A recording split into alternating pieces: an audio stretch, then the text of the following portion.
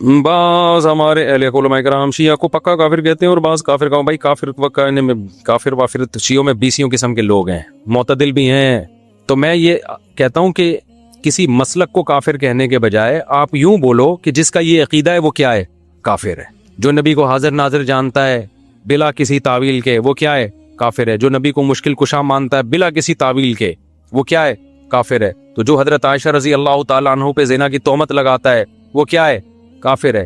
تو چاہے وہ سنی ہو، چاہے وہ شیعہ ہو، چاہے وہ بریلوی ہو، کیونکہ نام فرقوں کے لے کے اس میں ایک تو مبالغہ بہت ہو جاتا ہے، بعض دفعہ سارے وہ کر نہیں رہے ہوتے ہیں، ہم سب کو لپیٹ دیتے ہیں اور پھر فرقواریت اس سے بڑھتی ہے، نفرتیں پھیلتی ہیں۔ اپنے ملک کو پہلے بچاؤ، جو تو حالت ہو گئی ہماری، لڑ کے ایک دوسرے کو ویسے ہی پڑھ کے کوٹ دیا ہم لوگوں نے۔ کہہ رہے ہیں ہم جہاں آسٹریلیا میں رہتے ہیں وہاں اکثر اہل تشیع حضرات، وہاں جس علاقے میں رہتے ہیں وہاں زیادہ تر شیعہ حضرات ہیں، تو ہمارے گھر میں آ کر اپنی نماز پڑھتے ہیں۔ پڑھنے دو بھائی میرے بھائی، وہ جائے نماز پہ ڈیلا رکھتے ہیں، رکھنے دو، آپ کے گھر آگے نماز پڑھ رہے ہیں نا، کوئی آپ کے چوری تو نہیں کر رہا نا۔ بار بار میں ایک بات کہتا ہوں، دوسرے کے مسلک کو چھیڑو نہیں، اپنے مسلک کو چھوڑو نہیں۔ ہاں جب وہ حق کی تلاش میں آپ کے پاس آئے دلائل، تو علماء سے دلائل پوچھ کے اس کو محبت کے ساتھ سمجھا دو، مان جائے ٹھیک ہے، نہیں مانے تو اس کی مرضی ہے بھائی، اتنی دنیا میں اور کچھ ہو رہا ہے تو کیا ہو گیا۔ تو یہ ضرور ہے کہ کوئی بھی شخص چاہے وہ سنی ہو چاہے وہ شیعہ ہو، آپ کے سامنے صحابہ کی گستاخی نہ کرے۔ وہ اب بولو بھائی یہ حدود سے کیا ہو رہا ہے؟ دیکھو کوئی عیسائی آپ کے گھر آتا ہے، وہ نبی کو نبی نہیں مانتا نا، تو آپ کو پہلے سے پتا ہے نہیں مانتا، پھر بھی آپ کے گھر آتا ہے، کھانا کھا کے چلا جاتا ہے، لیکن وہ آ کے آپ کے پیغمبر کو برا بھلا کہنا شروع کر دے، تو آپ کہو گے بھائی اب یہ کیا ہو رہی ہے؟ یہ زیادتی ہو رہی ہے۔ آپ کہو گے یہ کیا ہو رہی ہے؟ یہ زیادتی۔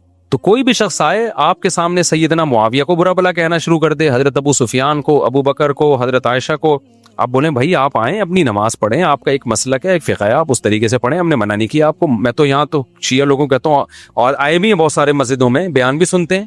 ایک دن کسی جذباتی نے پکڑ لیا کہ شیعہ آئے اور نکالو، میں نے کہا تو مجھے بہت غصہ آیا، میں نے کہا کس بیس میں نکال رہے ہو بھائی، آپ مجھ سے پوچھے بغیر آپ یہ کام کر رہے ہو؟ تو یہ بدتمیز ہر جگہ پر ہوتے ہیں۔ میں نے کہا آئیں بیٹھے بھائی، تو مجھ سے ملتے ہیں بہت سارے شیعہ لوگ بھی، میں کہیں جاتا ہوں نا اور بتا رہے ہوتے ہیں میں شیعہ ہوں لیکن آپ کو سنتا ہوں، تو ہمیں عادت نہیں ہے اس کو جا کے چھیڑنا شروع کر دیں، پن کرنا شروع کر دیں۔ میں کچھ بھی نہیں کہتا، ملک ہمارا ابھی لڑائی کا متحمل نہیں۔ جو سیکھنا چاہے بات کرنا چاہے تو آپ محبت عزت کے ساتھ بات کر لیں، اس سے آگے آپ اپنی حدود کو کراس نہ کریں۔ لوگ کہتے ہیں مولوی ٹھیکیدار بنے ہوئے دار اسلام سے خارج کرنے کا، مولوی ٹھیکیدار نہیں بنے ہوئے، جو بیچارہ ہو جاتا ہے مولوی اس کے بارے میں رپورٹ پیش کر دیتے ہیں کہ یہ کیا ہو گیا ہے، ہو گیا ہے۔ اچھا بعض لوگ یہاں کہتے ہیں ہم کون ہوتے ہیں کسی کو کافر کہنے والے؟ کچھ براڈ مائنڈڈ قسم کے اسکالر ایسے بھی مارکیٹ میں آ گئے ہیں کہ ہم کون ہوتے ہیں بھائی یہ فیصلہ کرنے والے، یہ تو قیامت میں اللہ فیصلہ کرے گا۔ اللہ قیامت میں بھی کرے گا، اللہ نے دنیا میں بھی فیصلہ کر دیا ہے، اللہ نے دنیا میں بھی بتا دیا ہے، قرآن و سنت میں واضح تعلیمات ہے کہ کون مسلم ہے اور کون کافر ہے۔ لہذا یہ فیصلہ کہ ہم کون ہوتے ہیں، ہم واقعی نہیں ہوتے، لیکن اللہ تو ہوتا ہے نا یہ فیصلہ کرنے والا، تو جو اللہ نے فیصلہ کیا وہ ہم پبلک کو بتا دیتے ہیں کہ یہ دلیل ہے اور یہ اللہ کا فیصلہ ہے۔ ہاں دلیل غلط تو پھر آپ کہیں کہ یار دلیل صحیح نہیں دے رہے آپ، تو یہ بالکل غلط ہے۔ ہم واقعی کسی کو کافر کہنے والے نہیں ہوتے، لیکن اللہ تو ہوتا ہے نا، تو اللہ رسول نے جس کو کافر کہا ہو ہم اس کو کافر بتا دیتے ہیں، بناتے۔ ہمارے یہاں کوئی فیکٹری نہیں ہے کافر بنانے کی، کوشش ہماری یہی ہوتی ہے کہ مسلمان بنائیں ہم، جو ہو جاتا ہے اس کو بتاتے ہیں بھائی اس کا اسلام سے تعلق نہیں ہے۔ جب بعض لوگ کیا کرتے ہیں کہ براڈ مائنڈڈ اتنے بنتے ہیں کہ کسی کو کافر نہ کہو، کسی کو غیر مسلم نہ کہو۔ ٹھیک ہے کافر کا لفظ ذرا سخت ہے تو آپ غیر مسلم کہہ دیں، جب غیر مسلم کو بھی آپ کافر کہتے ہیں نا تو اس کو چڑ ہوتی ہے اس سے، تو کسی کو ہمیں طنز کرنا تو شریعت میں پسندیدہ نہیں ہے نا، تو اس کے لیے آپ اس کو کافر نہ کہیں، غیر مسلم کہہ دیں، یہ ہلکا لفظ ہے۔ اس پہ وہ تو خود مانتا ہے کہ میں مسلم تھوڑی ہوں۔ یہ ایک الگ بات ہے کہ ہم کافر کو کافر کے بجائے ہم کیا کہیں گے، ایک ادب تمیز کا لفظ استعمال کریں گے، بھائی یہ غیر مسلم ہے۔ جیسے قرآن نے بھی اہل کتاب کو اہل کتاب کہا، ایک رسپیکٹ دی نا ان کو، لیکن یہ تو نہیں کہا کہ یہ مسلم ہے، یہ تو نہیں کہا نا۔ اتنی رسپیکٹ تھوڑی دینی ہے کہ ہم افورڈ ہی نہ کر سکیں۔ بھائی آپ پیار سے کسی کو بیٹا کہہ دو، اس نے کہا نادرا میں بھی میرا نام ڈال دو، آپ نے کہا بھائی اتنی رسپیکٹ دوں گا جو میں افورڈ، ہاں اتنی نہیں ہوتی کہ آپ کو سگے بچوں میں اور محلے کے بچوں میں فرق ہی ختم ہو جائے، ایسا تو اپنے بچوں کے ساتھ تو ہی نہیں ہے۔ تو اللہ نے اسلام کا ایک دائرہ رکھا ہے، اگر آپ ہر شخص کو اس اسلام کے دائرے میں لے آؤ گے تو مسلم غیر مسلم کی جو باؤنڈری ہے وہ کیا ہو جائے گی، ختم۔ اور اللہ یہ باؤنڈری کو قائم رکھا ہے، قیامت تک رہے گی۔ یہ فرق ہے اللہ کے ہاں، اس میں اس کے شرعی احکام ہے۔ تو غیر مسلم کا ذبیحہ حلال نہیں ہے سوائے یہودی عیسائی کے، غیر مسلم سے نکاح جائز نہیں ہے سوائے یہودی عیسائی کے، اور غیر مسلم کے پیچھے نماز جائز نہیں ہے، وہ تو یہودی عیسائی ہو اس کے پیچھے بھی جائز نہیں ہے۔ سمجھتے ہو کہ نہیں سمجھتے؟ تو یہودی عیسائی ایسے غیر مسلم ہیں کہ ان کو اللہ نے 2 پروٹوکول دے دیے کہ ان کی عورت سے نکاح کر سکتے ہیں، ان کے مرد سے نہیں ہو سکتا۔ نمبر 2 وہ جب جانور ذبح کریں گے تو وہ حلال ہے ہمارے لیے، یہ صرف عیسائی اور یہودی کو پروٹوکول دیا, مسلمانوں میں کوئی مشرک ہو جائے اس کو یہ پروٹوکول نہیں دیا, اس کی کوئی دلیل نہیں, کیونکہ وہ بڑا مجرم ہے نا, توحید میں پیدا ہو کے شرک کر رہا ہے. ارے عیسائی تو پیدا عیسائی گھرانے میں ہوا نا, اس کا جرم ہلکا ہے. مسلمان پیدا توحید میں ہوا, ہمیشہ ایاک نعبد و ایاک نستعین پڑھتا ہے اور جاتا پھر مزاروں پہ سجدے کرتا ہے, تو یہ بڑا مجرم ہے. اس کا ذبیحہ حلال نہیں ہے, ایسی عورت سے نکاح جائز نہیں ہے, سمجھتے ہو, کیونکہ یہ ارتداد کے حکم میں ہے, مرتد کے حکم میں ہے. اب کیا مسئلہ ہے کہ یہ جو اسلام کے دائرے میں لوگوں نے کہا ہے کہ بھئی ہم نے جوڑ پیدا کرنے کے لیے اب ہر ایک کو ہم مسلم ہی سمجھیں گے یا سب کے پیچھے نماز جائز ہے, یہ بھی غلط ہے. بعض لوگ یہ کہتے ہیں نماز ہم تو بھائی ہر ایک کے پیچھے پڑھ لیتے ہیں, ہمیں اس سے کوئی غرض نہیں, ہم براڈ مائنڈڈ لوگ ہیں. تو براڈ مائنڈڈ بننے کی بھی ہمیں اتنی اجازت ہے جتنی شریعت نے اجازت بولو دی. نہ اتنے کڑوے بنو کہ لوگ تھوکنا شروع کر دیں, نہ اتنے میٹھے بنو کہ لوگ نگلنا شروع کر دیں. ہمارے ابا کا ملفوظ ہے یہ. وہ ہوا یہ تھا کہ ایک انٹی آگے نا ہمارے گھر میں بیٹھی رہتی تھی 24 گھنٹے, ہماری والدہ کی دوست بن گئی تھی وہ. اب میری والدہ کی طبیعت میں سخاوت تھی, کھلاتی پلاتی بہت تھی, قرضے لے کے کھلاتی تھی. جب انتقال ہوا ہے تو ٹھیک ٹھاک قرضہ والدہ پہ چڑھا ہوا تھا, تو ان کی عادت تھی بس قرضے لے کے کھلاتے رہو. جو پیسے مانگنے آ رہے ان کو پیسے دے دیتی تھی. خرچہ کس کا ہو رہا تھا؟ ابا کا. ٹھیک ہے, ابا کو ڈر ہے یار, اپنے خرچے پہ چلو سخاوت اچھی ہوتی ہے. والدہ کے پاس اپنا خرچہ بھی ہوتا تھا, اس میں بھی کرتی تھی. تو اب کیا ہوتا تھا, ایک انٹی آگے ہمارے گھر میں بیٹھ گئی, وہ جا ہی نہیں رہی, ان کے مزے لگ گئے کہ یار فری پکڑ کا کھانا بھی آ رہا ہے, فری پکڑ کا. تو ہماری والدہ بھی پھر بڑی گپ شپ والی تھی, تو ابا نے 2-3 دن تو برداشت کیا. اس کے بعد ہمارے ابا ہماری والدہ کو لے کے بیٹھے, بولا بھائی آنٹی کیا لگتی ہے آپ کی, 2-3 دن سے میں دیکھ رہا ہوں جب بھی گھر میں آؤ یہ بیٹھی ہوتی ہیں, تو ان کو بولو پتلی گلی سے نکلو بھائی, اپنے گھر جاؤ, یہ کوئی گھر بار نہیں ہے کیا. والدہ نے کہا اصل میں دیکھوں میں ان کو اب کیسے بولوں کہ آپ چلی جائیں, اب یہ آ جاتی ہے بیچاری, میں کیسے منع کروں. اس وقت میرے والد صاحب نے کہا بھائی وہ ہمیں نصیحت یاد رہ گئی, نہ اتنے میٹھے بنو کہ لوگ کھانا شروع کر دیں. آپ کے اخلاق اتنے اچھے ہو گئے, سارے محلے والے آپ کے گھر میں آ کے بیٹھ گئے جی, کہ مفتی صاحب تو کبھی نو کرتے ہی نہیں ہے نا, بھگاتے ہی نہیں ہے. اور نہ اتنے کڑوے بنو کہ لوگ آپ سے نفرت کرنا شروع کر دیں. کہ آپ نے مسافہ کرنا بھی چھوڑ دیا, دور سے جا رہے تو آپ گالیاں دینا شروع کر دی, آپ نے دفع ہو یہاں سے تاکہ آئے نہیں قریب آپ کے. تو یہ میرے والد صاحب کے بڑے, اور والد صاحب تھے بھی پریکٹیکلی ایسے ہی تھے وہ, یعنی وہ عملی زندگی میں بھی اسی طرح ہی تھے. نہ اتنے میٹھے بنے کہ لوگوں نے کھانا شروع کر دیا, نہ اتنے کڑوے بنے کہ لوگ بھاگنا شروع ہو گئے, کہ نفرت کرنا شروع کر دی. تو یہاں بھی مذہب کے معاملے میں بھی ایسا ہے بھائی کہ ہم غیر مسلم کے معاملے میں نہ اتنے میٹھے بنیں گے کہ غیر مسلم کو بھی مسلم کہنا شروع کر دیں ہم, اور ہم کہیں جو شخص بھی اسلام کی طرف نسبت کر دے, کوئی ختم نبوت کا انکار کرے, ہم براڈ مائنڈڈ بنے. کوئی بات نہیں یار, انکار ہی کیا ہے نا, اللہ خود پوچھ لے گا, یہ ہمارا مسلم بھائی ہے. کوئی کہے کہ نبی صلی اللہ علیہ وسلم عالم الغیب ہیں, مختار کل ہیں, مشکل کشا ہیں, کہ نہیں یار ہم کسی کو کافر نہیں کہہ سکتے, ہم سب کے پیچھے نماز پڑھ لیں گے. اس کا مطلب آپ اتنے میٹھے بن گئے ہو کہ اب لوگ آپ کو کھانا, اور آپ کو نہیں کھائیں گے, اسلام کو کھانا شروع کر دیں گے. توحید اور غیر توحید میں فرق کیا ہو جائے گا؟ ختم. جب سب کے پیچھے نماز ہوگی تو کل پھر اتنے براڈ مائنڈڈ بنیں گے کہ ہندو بھی مسجد بنا کے کھڑا ہو جائے گا. ہندو کے پیچھے بھی ہو رہی ہے, پھر تو عیسائی کے پیچھے بھی ہو رہی ہے, پھر تو یہودی کے پیچھے بھی ہو رہی ہے, پھر تھوڑے دنوں میں مسجد اور مندر کے نام چینج ہو جائیں گے. مسجد کو لوگ پیار سے مندر کہیں گے, مندر کو لوگ پیار سے کیا کہیں گے؟ مسجد کہیں گے. یار ان چیزوں میں کچھ نہیں رکھا. جب علماء کہیں گے نا, کہتے نہیں براڈ مائنڈڈ بنو, تو یہ براڈ مائنڈڈ, دیکھو انگریز جو براڈ مائنڈڈ آج بنا ہوا نا, ابا لیس ہو گیا, یہ براڈ مائنڈڈ ہونے کی وجہ سے وہ نا, تو اتنی جلدی نہیں ہوا ہے. شروع میں انہوں نے کیا کہا, پردے کو ختم کیا اپنی سوسائٹی سے, پھر انہوں نے نکاح کے نظام کو ختم کیا, girl friend boy friend system آیا, پھر ہوتے ہوتے ابا مارکیٹ سے آہستہ آہستہ شارٹ ہو گئے, پھر اتنے براڈ مائنڈڈ بنے کہ لڑکی لڑکے کا فرق ختم, ہومو سیکچولیٹی کو, LGBT کے بعد کیو آیا, پھر کیو کے بعد بھی اتنی چیزیں آ گئی ہیں نا, پوری حروف تہجی انگلش کی ختم ہو جائے گی. LGBT کا مطلب لیسبین, اور یہ گائے ہے, اور یہ فلانا ہے تو ٹمکانا ہے, تو اتنی قسم کی فیلنگز مارکیٹ میں آ گئی, ہر فیلنگ کو انہوں نے ایک الگ الفابیٹ کا نام دے دیا, تو زیڈ تک پہنچ جائیں گے. یہ سمجھ رہے ہو کہ نہیں سمجھ رہے؟ تو یہ براڈ مائنڈڈ. تو مذہب کی بھی ایک میرے بھائی باؤنڈری ہے, اس سے آگے جانے نہ, اس میں اتنے کڑوے بنے کہ ذرا سی باتوں پہ آپ لوگوں کو کافر کہنا شروع کر دیں. جیسے ایک مولوی صاحب تقریر کر رہے تھے کہ جو ٹی وی دیکھتا ہے وہ دائرہ اسلام سے خارج ہے. یہ تقریر سچی مچی کی بتا رہا ہوں, پرانی بات ہے.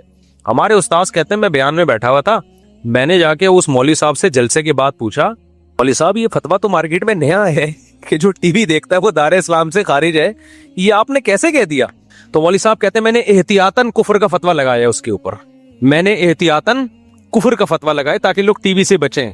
تو احتیاطاً تو کفر کے فتوے سے بچا جاتا ہے, لگایا تھوڑی جاتا ہے. سمجھ میں نہیں آ رہی بات؟ ایک آدمی کی باتوں سے آپ کو ایسا لگتا ہے کہ یہ مشرک ہے، لیکن اس کی تعویل ہو سکتی ہے، بھائی ہو سکتا ہے اس کا یہ مطلب ہو سکتا ہے اس کا یہ مطلب ہو. تو اسلام کہتا ہے اچھے مطلب کو ترجیح دو آپ.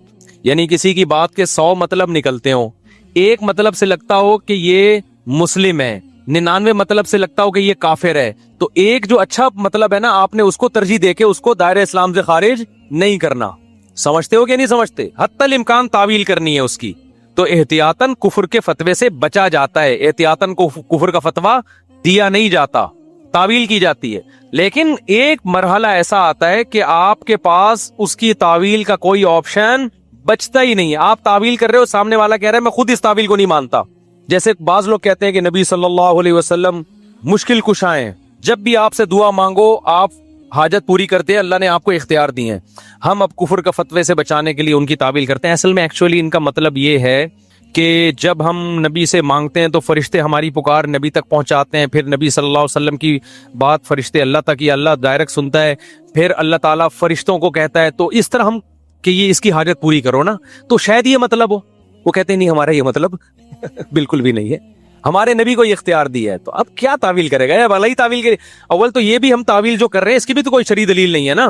اللہ نے کہا ڈائریکٹ کس سے مانگو؟ مجھ سے مانگو. لیکن ہم گھما پھرا کے اس کو شرک سے بچانے کے لیے بہت تعویل کریں. اگلا کہے نہیں بھائی یہ آپ خود کر رہے ہو، میں تو اس بات کو مانتا ہوں کہ یہاں سے آپ نبی کو پکارو گے، نبی یہیں سے بیٹھے بیٹھے ہماری پکار سنیں گے، اور اللہ نے آپ کو یہ خود بخود اختیارات دیے ہوئے، آپ جو چاہیں اپنی قبر میں بیٹھے بیٹھے کر سکتے ہیں، لوگوں کی حاجت پوری کر سکتے. اب اس کا کوئی مطلب میرے بھائی بنتا نہیں ہے. پھر بھی آپ کو دائرہ اسلام میں لانے کا شوق ہے تو پھر تو عیسائی بھی دائرہ اسلام میں. عیسائی توحید کا لفظی طور پہ منکر نہیں ہے، نبوت کا منکر ہے، جبکہ اللہ کی نظر میں توحید کا منکر نبوت کے منکر سے زیادہ بڑا مجرم ہے. سمجھتا نہیں ہے نا بات کو؟ اللہ کے ہاں توحید کا انکار کرنے والا نبوت کے انکار کرنے والے سے زیادہ بڑا مجرم ہے. تو شرک چاہے بتوں کو خدا کے ساتھ شریک کرو چاہے پیغمبر کو کرو، اللہ کی نظر میں دونوں مجرم کیا ہیں؟ برابر کے مجرم ہیں. سمجھتا ہے بات کو؟ تو اس لیے اتنا براڈ مائنڈڈ بھی نہ بنے کہ آپ نے دائرہ اسلام اتنا وسیع کر دیا کہ پوری روئے زمین اس میں آ گئی ہے، تو فرق ہی ختم ہو گیا. اور نہ اتنا چھوٹا کریں کہ ٹی وی دیکھنے والا بھی کیا ہے؟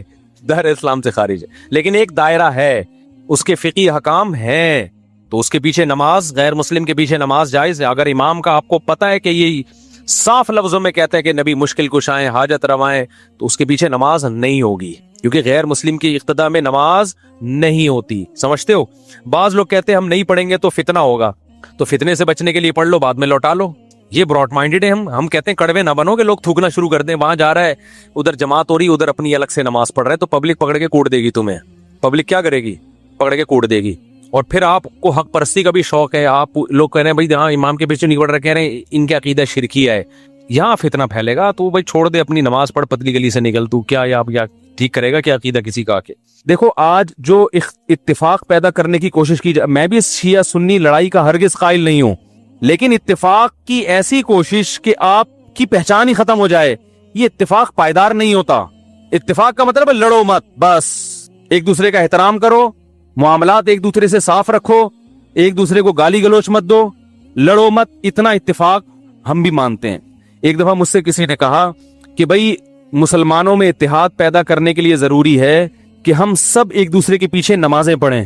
سمجھ رہے ہیں؟ یعنی ہر فرقے کے پیچھے نمازیں پڑھیں. میں نے کہا یہ اتحاد کی یہ کوشش پائیدار نہیں ہے.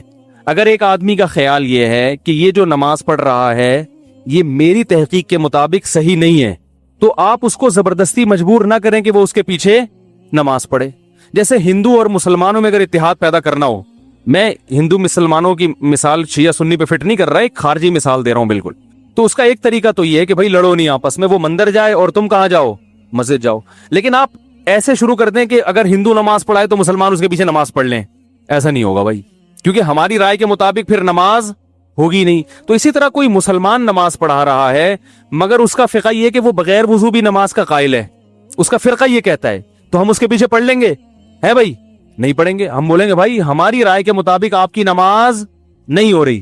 اگر آپ کا فقہ یہ کہتا ہے کہ بغیر وضو بھی ہو جاتی ہے تو ٹھیک، آپ پڑھتے ہیں، ہم آپ کو نہیں چھیڑ رہے ہیں، لیکن ہماری تحقیق یہ کہ نہیں ہوتی. تو اسی طرح میرے بھائی اگر میرا کسی کے بارے میں عقیدہ ہو کہ یہ شرک کا مرتکب ہے اور میں اس کے پیچھے نماز نہ پڑھوں تو اس کو فرقہ واریت نہیں کہتے. سمجھ رہے کہ نہیں سمجھ رہے؟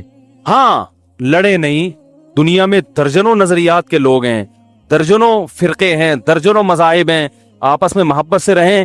عبادت ہر شخص اپنے اپنے اخپل طریقے سے کرے گا. بہت دنوں سے اخپل کا لفظ نہیں آیا تھا. اسی طرح میں یہ سمجھتا ہوں یہ مشرک تو نہیں ہے, تو توحید پرست, مگر اس کی نماز قرآن و حدیث کے خلاف ہے بالکل, اور ایسی مسٹیک کر رہا ہے جس سے میری رائے کے مطابق نماز ہی نہیں ہوتی. تو بھی مجھے یہ رائٹ حاصل ہے کہ میں اس کے پیچھے نماز نہ پڑھوں, مگر میں اپنی تحقیق اس پہ تھوپ نہیں سکتا زبردستی. تھوپیں گے تو پھر قواریت بڑھے گی. بہت مشکل ہے بھائی, بہت مشکل ہے سمجھانا. تو مجھے لوگ پوچھتے ہیں کہ فلاں کے پیچھے نماز پڑھو, میں کہتا ہوں بھائی نہیں پڑھو, کہنے سے فرقواریت پیدا ہوگی. میں نے کہا نہیں ہوگی فرقواریت پیدا. اگر آپ کی رائے کے مطابق اس کی نماز قرآن و سنت کے مطابق نہیں ہے تو آپ نہ پڑھیں. شیعہ سنی ہمیشہ سے آئے ہیں اور ایک دوسرے کے پیچھے نمازیں بعض نے پڑھی بھی ہیں, بعض نے نہیں بھی پڑھی ہیں, اور یہ بھی حدیث سے ہمیں ملتا ہے. دیکھو بنو قریظہ میں رسول اللہ صلی اللہ علیہ وسلم نے صحابہ کی جماعت کو بھیجا اور کہا کہ عصر کی نماز کا وقت جب تک عصر وہاں پہنچ کے پڑھنا ہے. مشہور حدیث ہے. راستے میں نماز قضا ہونے لگی. صحابہ کی ایک جماعت کا خیال تھا بھی نماز کا ٹائم ختم ہو رہا ہے, ہم پڑھیں گے نماز. دوسری جماعت کا خیال تھا کہ بھئی نبی نے تو اجازت نہیں دی. انہوں نے کہا بھئی اس لیے نہیں دی کہ نبی کو تھوڑی معلوم تھا کہ نماز قضا ہو جائے گی. ایک فریق نے نماز پڑھی اور ایک نے نماز نہیں پڑھی. اب آپ یہ تو نہیں کہہ سکتے جنہوں نے نہیں پڑھی انہوں نے ان کے پیچھے کیوں نہیں پڑھی, کیا وہ ان کو کافر سمجھتے تھے؟ بھائی مسلمان سمجھتے تھے, لیکن ان کا خیال یہ تھا کہ حدیث کا جو مطلب ہم بیان کر رہے ہیں وہ ٹھیک ہے, یہ جو مفہوم پیش کر رہے ہیں وہ ٹھیک نہیں ہے. نبی نے جب منع کر دیا تو یہ غلط کر رہے ہیں نماز پڑھ کے, لہذا انہوں نے نہیں پڑھی نماز. اور جب انہوں نے مقام پہ عصر کی پڑھی تو یقیناً انہوں نے یہ چونکہ پڑھ چکے ہیں, یہ تھوڑی پڑھیں گے ان کے پیچھے عصر کی نماز, ان کی تو ہو گئی ہے. تو دونوں فریقوں نے ایک دوسرے کے پیچھے نماز نہیں پڑھی, مگر اس کے باوجود نبی نے دونوں کو ملامت نہیں کی, کیونکہ ایک کا کانسیپٹ یہ تھا کہ بھئی یہ حدیث کے مطابق پڑھنا واجب ہے, ایک کا کانسیپٹ یہ تھا کہ حدیث کے مطابق چھوڑنا واجب ہے. نہیں پڑھی, اپنی اپنی رائے پر عمل کیا, نبی کے پاس پہنچے, نبی نے کسی کو ملامت نہیں کی. نہ تو نبی نے یہ کہا یہ جنت میں یہ جہنم میں, یہ بھی نہیں کہا, کیونکہ دونوں کا مقصد اللہ اس کے رسول کو فالو کرنا تھا. اور نہ نبی نے یہ کہا کہ تم نے ان کے پیچھے نماز نہیں پڑھی تو کیا تم ان کو کافر سمجھتے ہو ہیں, کیا وہ انسان نہیں ہے, کچھ بھی نہیں کہا. تو عین ممکن ہے کہ میری رائے کے مطابق کسی کے پیچھے نماز نہ ہو رہی ہو تو میں نہیں پڑھوں گا اس کے پیچھے نماز. آپ مجھے گن پوائنٹ پہ مجبور نہیں کر سکتے, اور اس کی نماز میرے پیچھے اس کی رائے کے مطابق نہیں ہو رہی تو نہ پڑھے, کچھ کوئی حرج نہیں ہے اس میں. ہاں بلا وجہ کفر کے فتوے لگا کے ایک دوسرے کے پیچھے نمازیں چھوڑ دینا یہ غلط ہے. نہیں آ رہی بات سمجھ میں؟ بلا وجہ ذرا ذرا سی باتوں کو اچھال کے وہ اس کے پیچھے مسجدوں میں 2-2-3 جماعتیں ہو رہی ہیں, اس نے امام صاحب نے اس سے قرضہ لیا چونکہ واپس نہیں کیا تو اس کی رائے میں امام صاحب فاسق ہیں, لہذا دوسرا امام اپنے لیے الگ سے لے کر آ رہا ہے, ٹھیک ہے نا, وہ ان کے پیچھے پڑے گا, وہ یہ غلط ہے. بڑا اختلاف جہاں آئے گا تو وہاں نمازوں کو ہم اجازت نہیں دیتے. تو شیعہ اور سنی کا اختلاف چھوٹا نہیں ہے بلکہ بولو بھائی بڑا اختلاف ہے. ہم تمام صحابہ کو حجت سمجھتے ہیں, وہ حضرات اہل بیت کو زیادہ فوکس کرتے ہیں. جو ان میں معتدل ہیں ان کی بات کر رہا ہوں, جو معتدل نہیں ہے جیسے ہم میں جو معتدل نہیں ہے تو ان میں بھی کچھ ہیں, تو یہ تو اعتدال سے ہٹے ہوئے لوگ تو ہر جگہ ہوتے ہیں. وہ جو ہے ان کی نماز کا طریقہ ہم سے بالکل ڈیفرنٹ ہے. سمجھ رہے ہیں کہ نہیں سمجھ رہے؟ ابھی میں اس ڈیٹیل میں نہیں جاؤں گا, وہ آپ انہی کے علماء سے جا کے پوچھ لیں کہ بھئی آپ کے یہاں کیا کیا ہے. ہمارے مجھے اس سے بھی بحث نہیں ہے کہ وہ کیا کر رہے ہیں ہم کیا کر رہے ہیں. میں لڑنے کا قطن قائل نہیں ہوں. یہاں آتے ہیں شیعہ لوگ بھی آتے ہیں, مجھ سے ملتے ہیں, میں تمیز سے ملتا ہوں, چائے پلاتا ہوں, سر پہ ہاتھ بھی رکھ لیتا ہوں. بہت اچھا. شیعہ علماء سے بھی سلام دعا ہے ہماری, بیٹھتے ہیں بات کرتے ہیں. بھائی السلام علیکم. وعلیکم السلام. منڈی واران خالے دیغت میں خوندی کھڑے دے, چائے پیئے. وعلیکم السلام. لکم دینکم ولی دین. بھائی آپ جائیں امام بارگاہ میں نماز پڑھے, وہاں اپنی مسجد میں نماز پڑھے, ہم جا رہے ہیں اپنا جمعہ پڑھانے, ٹھیک ہے. تو یہ ہمیشہ سے ہوتا آ رہا ہے. فرقواریت پھیلتی ہے جب آپ ایک دوسرے کے خلاف غلط زبان. شیعہ صحابہ کو کھلے عام گالیاں دے گا, کوئی دے گا تو فرقواریت پیدا بولو نا بھائی ہوگی. پھر سنیوں کے جذبات بھڑکیں گے, پھر مار کٹائی دنگا مستی سب ہوگا. تو فرقواریت پہ کنٹرول کرنے کے لیے شیعہ علماء کی ذمہ داری ہے کہ وہ اپنی عوام کو ان صحابہ کو برا بلا بولنے سے منع کریں جن سے محبت ہمارے ایمان کا جز ہے, جن کے لیے کٹنا مرنا ہم اپنے ایمان کا حصہ سمجھتے ہیں. اور اسی طرح میرے بھائی یہاں سے اگر ان کے کسی ایسے شخص پہ الزام لگائے جو اس الزام سے بری ہے, بعض الزامات ایسے شیعوں کی ایسی جماعت پہ لگا دیے جاتے ہیں جو اس سے بری ہوتے ہیں, سبھی کو ایک لاٹھی سے ہانکنا شروع کر دیا جائے. میں نے بھی شیعوں کا مطالعہ کیا ہے اور کچھ شیعہ لوگوں سے جب میں ملا ہوں تو مجھے ایک چیز کا اندازہ ہوا کہ سب شیعہ کے وہ نظریات نہیں ہوتے جو ہم پہلے سمجھا کرتے تھے. سارے ایک جیسے نہیں ہوتے. ان میں بعض حضرات ایسے ہیں جو صحابہ کرام کو مانتے ہیں, امی عائشہ کو جنتی مانتے ہیں, ان کو زانی معاذ اللہ قرار نہیں دیتے. الحمد سے لے کے والناس تک والے قرآن ہی کو قرآن مانتے ہیں. ان میں کچھ لوگ ایسے ہیں, یہ مشاہدے پر مبنی حقیقت ہے. بعض لوگ کہتے ہیں اس کو کیا پتا, مشاہدے سے بڑی کوئی دلیل نہیں ہوتی, ٹھیک ہے نا. بعض لوگ کہتے ہیں توریہ کر رہا ہے. بھائی ہم ظاہر کے مکلف ہیں. کوئی شیعہ اگر زبان سے کہہ دے کہ میں ابو بکر کو مانتا ہوں, حضرت عمر کو مانتا ہوں, حضرت عثمان کو مانتا ہوں, تو شریعت نے ہمیں حکم دیا ہے زبان کا اعتبار کرو, اس کے باطن کو اللہ کے حوالے کر دو. تو اگر کوئی, لیکن پھر بھی میں کہوں کہ جو مانتے ہیں اس کے باوجود ہم ان کے مذہب سے متفق نہیں ہیں. میری جب جی ٹی وی پہ ٹاک ہوئی, بات چیت ہوئی شیعہ عالم کے ساتھ, تو میں نے پہلے یہ کہہ دیا کہ میں آپ کے مسلک کو ٹھیک نہیں سمجھتا. یعنی میں جو جوڑ کی بات کر رہا ہوں اس سے یہ کہیں نہ لوگ لے کے جائیں کہ میں شیعہ مذہب کو ہی درست سمجھتا ہوں. نہ میں نہیں سمجھتا. میں نے کہا جیسے آپ ہمارے مذہب کو درست نہیں سمجھتے, اس لیے کہ اگر میں آپ کے مذہب کو درست سمجھتا تو سوال پیدا پھر میں ہو کیوں نہیں آتا وہ, اور اگر آپ میرے مسلک کو درست سمجھتے ہیں تو سوال پیدا پھر آپ سنی بن کیوں نہیں گئے. بھائی جب ایک چیز کو میں درست سمجھ رہا ہوں تو مجھے چاہیے نا کہ میں ہو جاؤں وہ, لیکن مار دھاڑ والا طریقہ غلط ہے. اللہ نے کیا فرمایا, انا بلوناہم کما بلونا اصحاب الجنہ اذ اقسموا لیصرمنہا مصبحین. اللہ فرماتے ہیں ہم نے ان لوگوں کو ایسے آزمایا ہے جیسے ہم نے باغ والوں کو آزمایا تھا. ایک باغ کا واقعہ اللہ نے بیان کیا ہے کہ پچھلی امتوں میں ایک قوم تھی, ایک کچھ لوگ تھے, اس زمانے میں باغ سے بہتر انویسٹمنٹ کوئی نہیں تھی, کیونکہ یہی لوگوں کا سرمایہ ہوتا تھا, بھیڑ بکریاں گائے باغ بس, اور تو کوئی کچھ تھا نہیں. کوئی گاڑیوں کو شو روم ہو کسی کے پاس, کوئی ہوائی جہاز کی کمپنی کا مالک ہو, ایسا تو تھا نہیں. تو زمین سب سے بڑی پراپرٹی سمجھی جاتی تھی. تو اللہ فرماتے ہیں انہوں نے باغ پہ محنت کی, جب باغ پک کے تیار ہو گیا تو اترانے لگے لیصرمنہا مصبحین, کہنے لگے ہم کل اسے ضرور بھی ضرور فصل کاٹیں گے اور فائدہ اٹھائیں گے. ولا یستثنون, اللہ فرماتے ہیں انہوں نے انشاءاللہ نہیں کہا, اللہ کے نام کو درمیان سے ہٹا دیا کہ بھی اللہ نے اگر چاہا. کیونکہ لبرل آدمی کہتا ہے کہ اللہ کے چاہنے سے کیا ہوتا ہے. جو بے دین لوگ ہیں نا وہ کہتے ہیں یہ اللہ کو ہر درمیان میں کیوں لے کر آئے. دیکھو پہلے لوگوں میں منافقت نہیں تھی, وہ سمجھتے تھے کہ اللہ کو درمیان میں لانے کا مطلب کیا ہے, ورنہ کتنا ٹائم لگتا ہے انشاءاللہ کہنے میں. بھائی وہ باغ والوں نے کہا کل ہم باغ کاٹیں گے ضرور, قسم اٹھا کے کہا ہم ضرور کاٹیں گے. یہ نہیں کہا کہ اگر اللہ نے چاہا, اور بڑی سزا ملی کہ وہ باغ پر کوئی مصیبت آئی اور باغ تباہ ہو گیا. انہیں احساس ہوا کہ ہم اگر یہ کہہ دیتے کہ اللہ نے چاہا تو یہ باغ ہمارا تباہی سے بچ جاتا. اب میں سوال پوچھتا ہوں کہ اتنا سا لفظ اگر اللہ نے چاہا, تو یہ اگر چھوٹ بھی گیا تھا کسی سے, ہم تو دن رات ہماری زبان سے چھوٹ جاتا ہے نا. ارے بھائی ہم دن میں کتنے کام کر رہے ہوتے ہیں, میں چوتھی شادی کروں گا انشاءاللہ کہنا بھول گئے. اب یہ سزا تھوڑی ملتی ہے کہ پچھلی 3 بھی مر گئیں. مجھ سے ہو جاتا ہے اس طرح کی, ہو سکتا ہے ہو گئی ہوں, انشاءاللہ کہنا بھول گیا ہوں میں, لیکن اتنی بڑی سزا تھوڑی ملتی ہے. آپ سے یہ مثال دے رہا ہوں بھائی, اس کو سیریس نہ لیں. تو ٹھیک آپ کوئی کاروبار کرنے کا سوچ رہے تھے انشاءاللہ, ابھی آپ کا بہترین انڈوں کا کاروبار تھا, انڈوں پہ بات آئی نا تو انڈوں کا کاروبار تھا, آپ نے کہا کل میں شہد کا بھی شروع کروں گا, انشاءاللہ نہیں کہا تو ایسا تو نہیں ہوتا کل انڈوں کا بھی سارا برباد ہو گیا. تو یہ ورڈ بذات خود تو کوئی, یعنی اللہ اس اتنا سا لفظ چھوڑنے پر اتنی بڑی سزا دے گا کسی قوم کو, یہ سمجھ میں آنے والی بات نہیں ہے. اصل میں یہ وہ والا انشاءاللہ نہیں ہے جو ہم پڑھتے ہیں صبح و شام. یہ بالکل ایسے جیسے ہم کلمہ لا الہ الا اللہ صبح و شام 25,000 دفعہ, صبح کورونا سے بچنے کے لیے, شام کو 25,000 دفعہ شوگر سے بچنے کے لیے پڑھ لیا ہم نے. یہ وہ کلمہ ہے جو ابو جہل کی زبان سے ایک دفعہ بھی نہیں نکل رہا تھا, آپ کے چچا ابو طالب کی زبان سے آخر وقت تک نہیں نکلا. حالانکہ اسلام کو ساری زندگی سپورٹ کیا انہوں نے, نبی صلی اللہ علیہ وسلم کو ساری زندگی سپورٹ کیا, کلمہ نہیں نکالا زبان سے.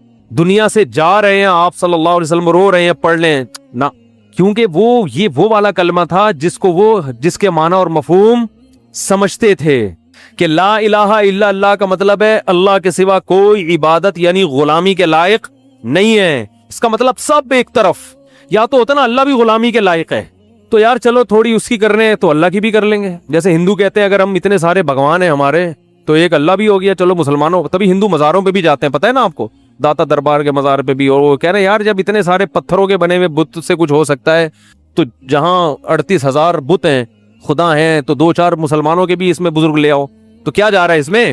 تو صرف یہ بھی نہیں ہے کہ الالہ अल्लाह, इलाह कौन है? अल्लाह है। ना ना ना ना, ला इलाह का मतलब कोई भी खुदा है ही नहीं, यानी गुलामी के लायक तो दुनिया में कोई है ही नहीं सिवाय अल्लाह के। इसका मतलब भाई अपने आप को मुकम्मल किसके हवाले कर दिया? ये तो पूरी, यानी आपकी पूरा सुबह से लेके रात, रात से लेके सुबह, हर चीज चेंज हो गई आपकी, सारे कॉन्सेप्ट आपके चेंज हो गए। गुलाम का मतलब पता है क्या होता है? वो दलील नहीं पूछता। सबसे पहली डेफिनेशन गुलाम की है। कोई नौकर हो, बॉस ने उसको घंटी बजाई, वो आया, सर आपने कहा चाय चाहिए, आप बॉस थे, आपने कहा चाय चाहिए, एक दूध पत्ती ले आओ।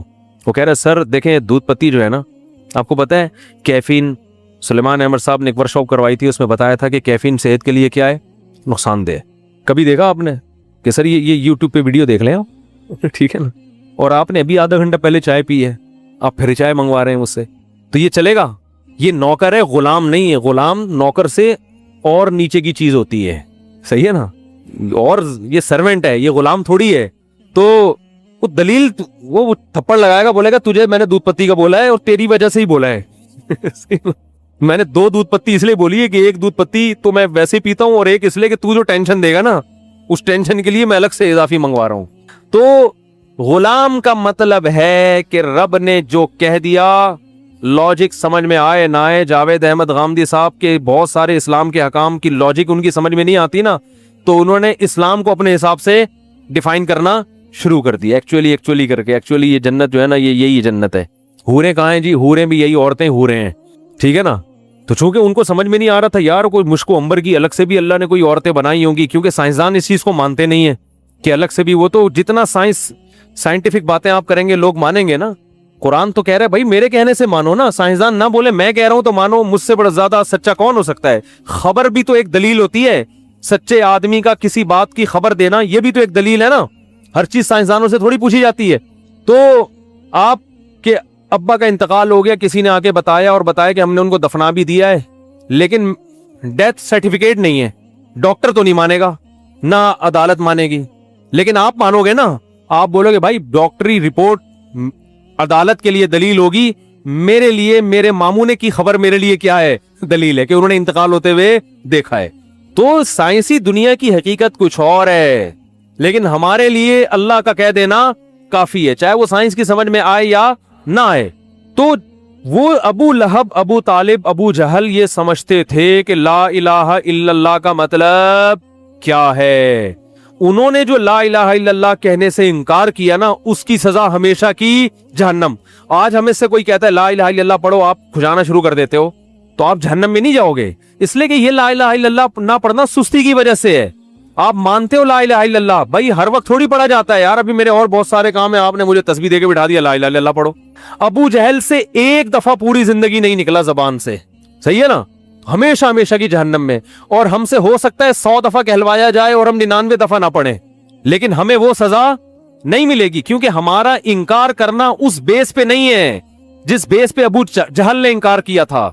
समझ में आ रही है बात? हमारा इंकार उस बेस पे नहीं है, हम तो मानते हैं, हम तो इंकार तो नहीं कर रहे, पढ़ने से इंकार कर रहे हैं ना, कि भाई शेख साहब ने कहा था ला इलाहा इल्लल्लाह सुबह पढ़ना है, आप नहीं पढ़ के आए, क्यों नहीं पढ़ा? सर मुझे नींद आ रही थी, मुझसे नहीं पढ़ा जा रहा, तो थप्पड़ लगेगा एक, जहन्नम में भी नहीं जाओगे, बस ज्यादा से ज्यादा कलमे की तस्बीह छूटने का गुनाह मिलेगा आपको।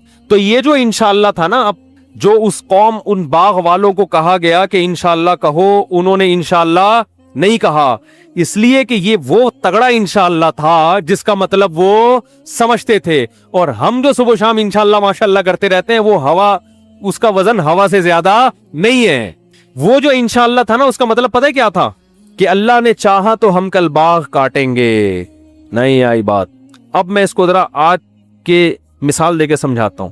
आपका एक प्लॉट निकल आया, भाई कुरंदाजी में आपके नाम हो गया और करोड़ों रुपए का प्लॉट था, लेकिन कोई लैंड माफिया वहां पे बैठी हुई है, वो चाहेगा तो आपको प्लॉट अलाट होगा, वरना पूरे डॉक्यूमेंट्स किसके हाथ में है? बोलो भाई, उसके हाथ।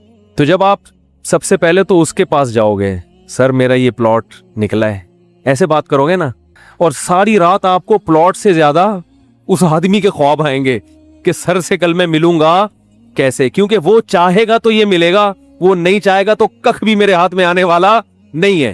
रात भर आपकी नींद में यही, यार उसको प्लॉट गया एक तरफ, बल्कि वो इतना पावरफुल है कि ये प्लॉट मेरे नाम नहीं भी निकला तो जिसका निकला होगा ना वो भी मेरे नाम हो जाएगा। मेरे नाम प्लॉट निकलना जरूरी है भी नहीं है, इतनी पावर है उसको।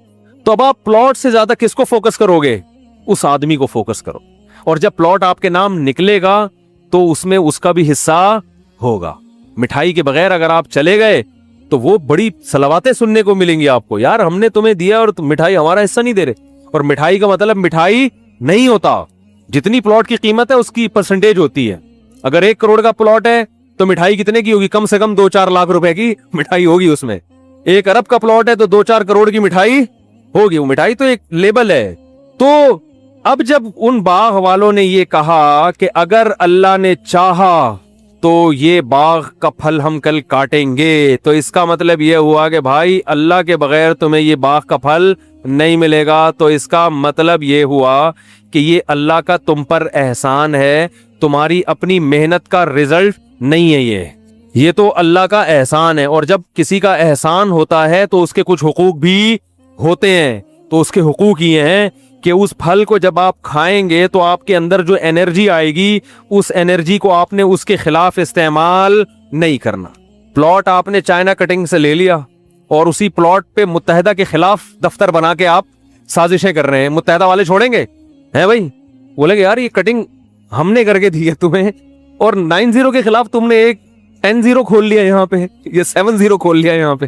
तो कभी भी जिसका कोई भी चीज जब कोई देता है ना, किसी ने बंदूक आपको गिफ्ट कर दी, आपने चैम्बर में गोली डाल के उसी पे उसके बच्चे को मार दिया, आपने कहेगा यार मैंने इतना कीमती तोहफा तुम्हें गिफ्ट इसलिए थोड़ी दिया था कि मेरे ही बच्चे पे चलाओ, तो हमारी बिल्ली हमें ही मियाऊं, कहते हैं ना लोग। तो इंशाअल्लाह का मतलब ये था कि अगर अल्लाह ने चाहा तो ये बाग का फल हम खाएंगे। इसका मतलब भाई एहसान किसका है? अल्लाह का। लिहाजा फल खा के जो एनर्जी आएगी अल्लाह की मर्जी के खिलाफ इस्तेमाल नहीं होगी। इससे जिना नहीं हो सकता, इससे शराब नहीं पी जा सकती, इससे जो ताकत आएगी, जो गैज़ व गज़ब के जज्बात ताकत आती है, तो गुस्सा भी करता है ना इंसान, तो ये गुस्सा बाप और माँ के खिलाफ जारी नहीं कर सकता, क्योंकि यहाँ अल्लाह की तरफ से परमिशन नहीं है। फिर इस बाग में गरीबों का हिस्सा भी निकालना है, क्योंकि अल्लाह का ये भी हुक्म है, आतु हक़्क़हु यौम हसादी। अल्लाह फरमाते जब फसल कटे तो अल्लाह का हक पहले निकाल के रखो, 10वां हिस्सा या 20वां हिस्सा जिसको उशर कहा जाता है, तो उशर भी देना पड़ेगा। फिर इसमें गरीब रिश्तेदारों का हिस्सा भी निकलेगा। फिर जमा भी बहुत ज्यादा नहीं करना, कि जमा मालूं वाददा, माल बिला वजह जमा करना खुद अल्लाह को पसंद नहीं है। एक हद तक जमा करना है, उसके बाद खा पी के खत्म या खर्च करना है। तो इतनी सारी टेंशन है, फिर उससे सूद, उससे जो पैसा आएगा उससे सूद नहीं हासिल करना, तो इतने सारे हुकूक का एक पूरा पहाड़ खड़ा हो जाएगा भाई। तो इसलिए उन बाग वालों ने का शॉर्टकट रास्ता ये है कि अपने कलाम से इंशाल्लाह ही गोल कर दो। बात आ रही है समझ में? नहीं आ रही मेरा ख्याल है। तो हम जो इंशाल्लाह माशाल्लाह करते रहते हैं, इंशाल्लाह ही हो जाएगा, माशाल्लाह ही हो जाएगा। ये इंशाल्लाह माशाल्लाह ऐसा ही है जैसे हमारा कलमा है। वो कलमा पढ़ के कोई पसीना भी नहीं आता हमको, ठीक है ना। अबू जहल के तो पसीने छूट जाते थे, यार मैं कैसे पढ़ूं। वो कहता क्या ये नहीं हो सकता, जंगे लड़ी उसने, मर गया, आखिर वक्त तक नहीं पढ़ा, उसको मतलब मालूम था।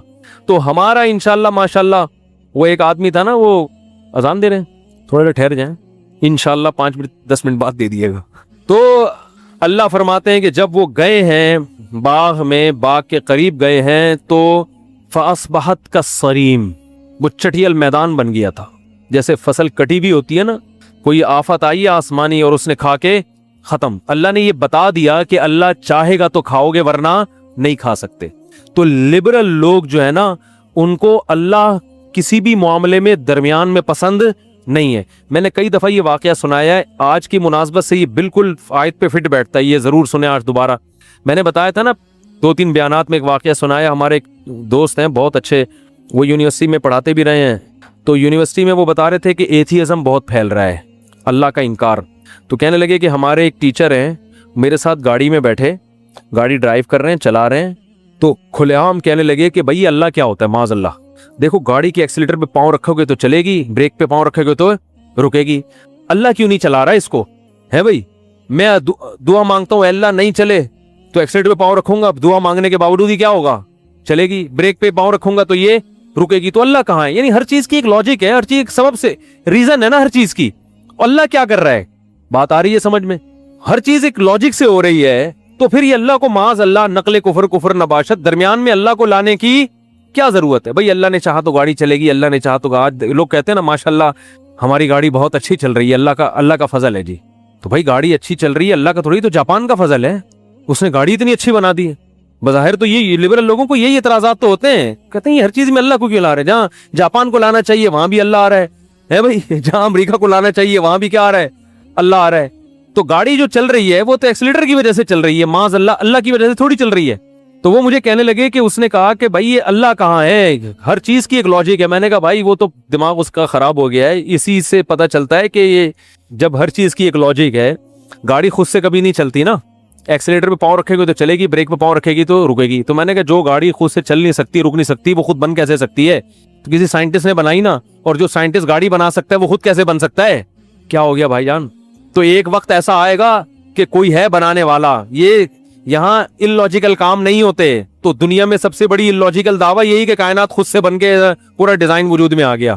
آپ ایک جو بت ہے نا, بت جو ہندو مندروں میں بت رکھتے ہیں, جس کی بے جان آنکھیں, بے جان ناک, بے جان کان, کوئی سائنسدان یہ دعویٰ کرے کہ یہ بت خود سے وجود میں آ گیا ہے, یہ دعویٰ مانا جائے گا کہ بھئی کروڑوں سال میں مٹی یوں یوں یوں یوں کر کے ملی تھی اور یہ بت وجود میں آ گیا تھا.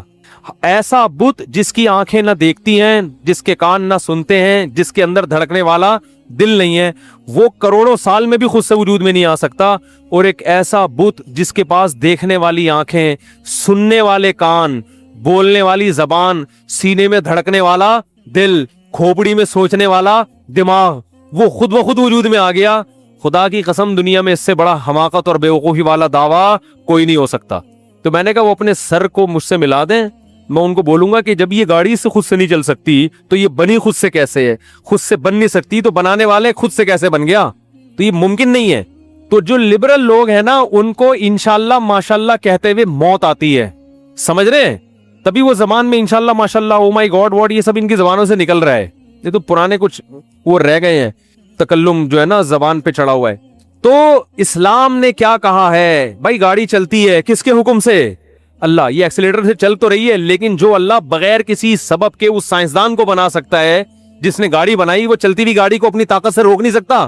یہ کیسے ممکن ہے بھائی؟ جس نے اس پوری کائنات کو بنا دیا تو وہ چلتی ہوئی گاڑی چاہے گا تو روک نہیں سکتا. ہاں یہ آپ کہہ سکتے ہو روک کیوں نہیں رہا بھائی؟ گاڑی چل رہی ہے اور ایتھیسٹ بڑے بڑے دعوے کر رہا ہے کہ یہ تو گاڑی دیکھو میں نے ایکسیلیٹر پہ پاؤں رکھا ہے تو چل رہی ہے, تو تمہارا خدا روکتا کیوں نہیں ہے؟ اس کو روک کے دکھائے نا بھائی. اگر اللہ ایسے اپنی قدرت دکھانا شروع کر دے تو آپ جیسے کمبخت ایمان لے آؤ گے.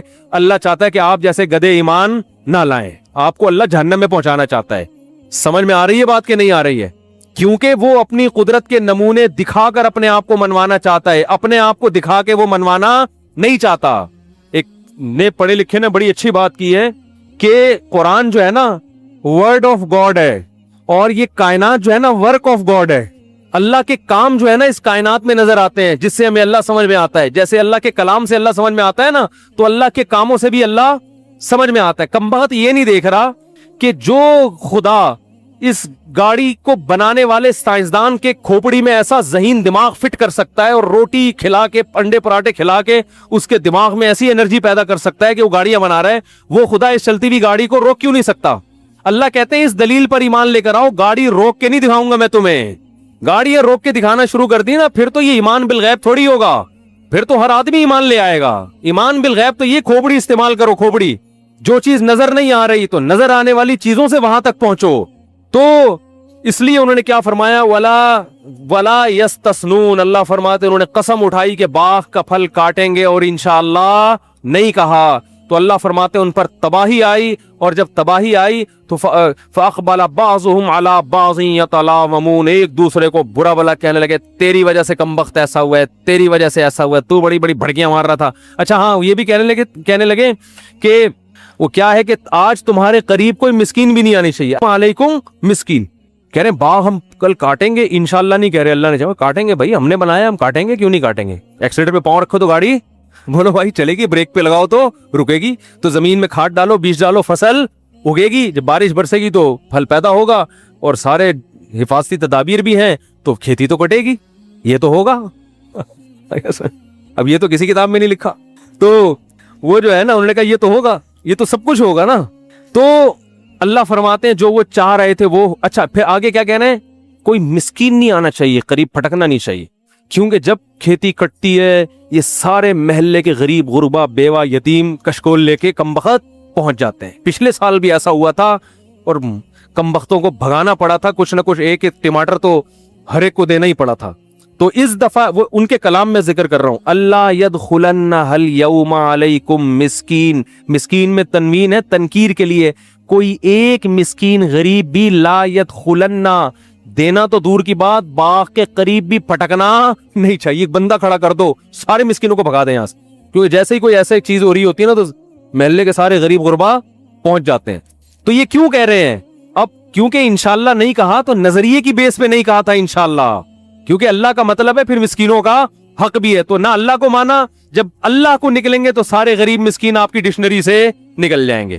اس کا مطلب بھائی جس کی لغت میں اللہ ہوتا ہے اس کے پاس پھر مسکینوں اور غریبوں کا بھی ہول سیل کے حساب سے ایک اسٹاک ہوتا ہے. ہائے ہائے ہائے کیسے سمجھائیں بھائی, اگر آپ کے مال سے غریبوں اور مسکینوں کا آپ کے پاس ہول سیل کے حساب سے اسٹاک نہیں ہے, نہیں نکل رہا پیسہ, اس کا مطلب آپ کی ڈکشنری میں اللہ صرف لکھا ہوا ہے, وہ والا اللہ ہے جو ویسے ہی ابو جہل بھی پڑھ لے, یہ والا اللہ یہ والا کلمہ ابو جہل بھی پڑھنے کے لیے تیار تھا, یہ وہ والا کلمہ ہے جو سارے کافر پڑھنے کے لیے تیار ہیں. تو اللہ فرماتے ہیں جب دیکھا کہ وہ سارا باغ ہی ختم ہو گیا تو پھر ان کے سمجھ میں آیا بھائی وہ جو ایکسیلیٹر کسی دن وہ ایتھیسٹ جا رہا ہو نا, ایکسیلیٹر پہ پاؤں رکھے اور گاڑی نہیں چلے گی, پھر اس کو یقین آئے گا بھائی یہ واقعی کوئی ہے جو اس کو چلانے والا ہے. وہ بریک لگی ہے نہیں رک رہی, جا کے کھائی میں گرے گی, جب گرے گا سر پھٹے گا, کہے گا یار بریک بھی ٹھیک ہے, ٹھیک ہے نا, بریک آئل بھی پورا ہے, سب کچھ ہے, پھر بھی بریک نہیں لگی, اس کا مطلب کوئی ہے کہ بریک لگاؤ تو وہ جب چاہے گا تو لگے گی ورنہ نہیں لگتی بریک. تو ان کے ساتھ بھی ایسا ہوا, سارا باغ تباہ ہو گیا, ایک دوسرے کو ملامت کرنے لگے, کمبخت تیری وجہ سے ہوا ہے, کمبخت تیری وجہ, تو کہہ رہا تھا غریب نہیں پھٹکنا چاہیے, دوسرا کہنے لگا تو نے ایسی باتیں کی تھی. اور یتخافتون, قرآن کہہ رہا ہے یہ باتیں بھی چپکے سے کر رہے تھے, غریب نہیں آنا چاہیے, غریب نہیں, کیونکہ جس قسم کی نیگیٹو باتیں انسان ہمیشہ چپ کے کرتا ہے کہ غریب سن نہ لے کہیں, ورنہ غریب بولیں گے دیکھو کیسے کنجوس ہیں کمبخت ہمیں نہیں آنے دے رہے تھے, تو کان میں بول رہے ہیں یار غریب نہیں آنا چاہیے. تو اللہ نے فرمایا سب برباد ہو گیا, تو ایک دوسرے کو ملامت کرنے لگے, اور پھر یا ویلنا انا کننا طاغین, پھر کہنے لگے بھائی ہم سبھی مجرم ہیں, اور عسا ربنا ان یبدلنا خیرا منہا, اب ہم رب پہ ایمان بھی لاتے ہیں, اللہ چاہے گا تو باغ پھل دے گا, اللہ نہیں چاہے گا تو پھل نہیں ملے گا. اللہ فرماتا ہے کذالک العذاب, اس طرح بھی میں اپنا عذاب بندوں کو بعض دفعہ دکھا دیتا ہوں. تو اس میں اللہ نے ہمیں بھی سبق دیے. تو باغ کی ایک مثال تھی, ہر کام میں اللہ چاہے گا تو ہوگا, نہیں چاہے گا تو بھائی نہیں ہوگا, اور چونکہ اللہ کے چاہنے سے ہوتا ہے لہذا اللہ کا حصہ اس میں سے ہمیں نکال کے رکھنا ہے. اللہ تعالیٰ سے دعا ہے سمجھنے کی عمل کی توفیق عطا فرمائے.